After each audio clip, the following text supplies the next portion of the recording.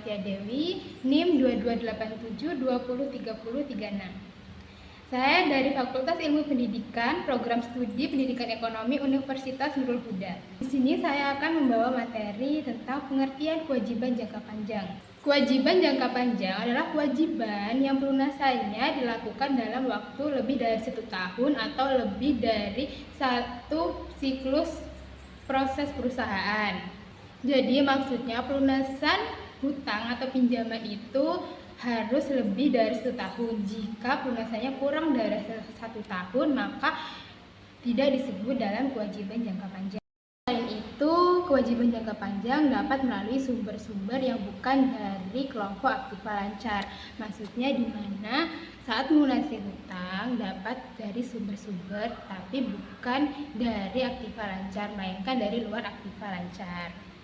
Kewajiban jangka panjang atau hutang jangka panjang ini akan muncul di saat perusahaan membutuhkan tambahan dana, di mana dana ini akan digunakan untuk investasi dalam aktiva tetap. Aktiva tetap ini akan menghasilkan hal yang dimana memiliki jangka waktu yang panjang, contohnya seperti pembelian bangunan atau pembelian mesin-mesin dan lain sebagainya. Sumber hutang jangka panjang atau kewajiban jangka panjang dapat diperoleh melalui perusahaan lain, investor maupun bank.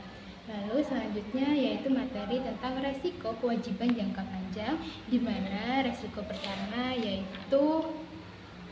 yang pertama yaitu semakin lama jangka waktu perlunasan hutangnya, maka resiko yang ditanggung perusahaan juga akan semakin tinggi. Maksudnya di mana jika perusahaan itu memiliki jangka waktu dalam melunasi hutangnya itu 2 tahun, tetapi perusahaan itu tidak mampu melunasi dalam 2 tahun tersebut, maka perusahaan tersebut akan memiliki tambahan resiko tanggungan, di mana bunga ya dari pinjaman tersebut akan bertambah juga. Lalu resiko yang kedua yaitu kemungkinan harga saham perusahaan akan turun akibat tingkat tinggi atau rendah suatu pinjaman. Maksudnya di mana kewajiban jangka panjang ini juga memiliki resiko terhadap harga dari saham perusahaan, di mana jika pinjaman perusahaan tersebut rendah, maka harga saham mungkin akan bisa tinggi. Namun jika pinjaman perusahaan tersebut tinggi, maka harga saham perusahaan pun akan rendah. Lalu resiko yang ketiga yaitu penggunaan dana hasil utang jangka panjang yang tidak efektif dapat mengganggu performa perusahaan, terutama dengan arus kas perusahaan.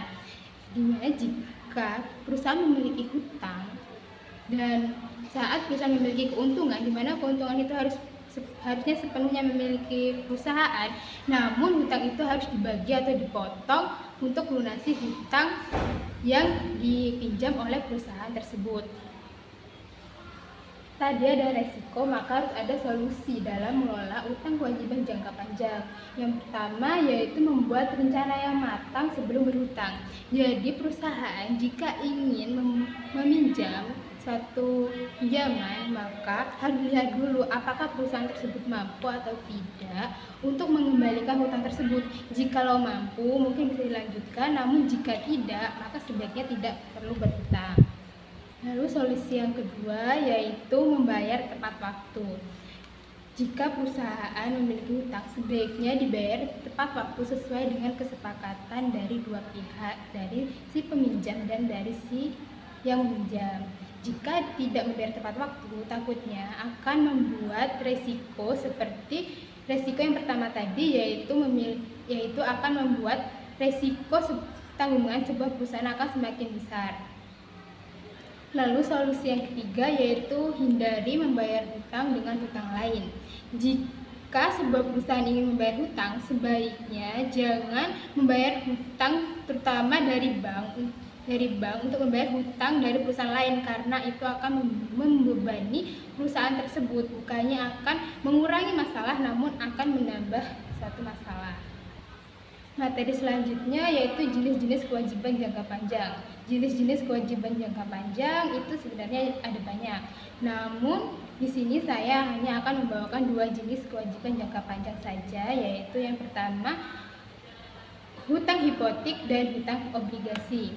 Nah, hutang hipotek adalah pinjaman yang dijamin dengan harta tidak bergerak. Harta tidak bergerak ini contohnya seperti tanah atau bangunan. Dan jika si peminjam tidak mampu untuk membayar hutangnya sesuai dengan waktu yang telah ditentukan, maka pihak dari peminjam memiliki hak atau berhak untuk menjual atau menyita jaminan tersebut.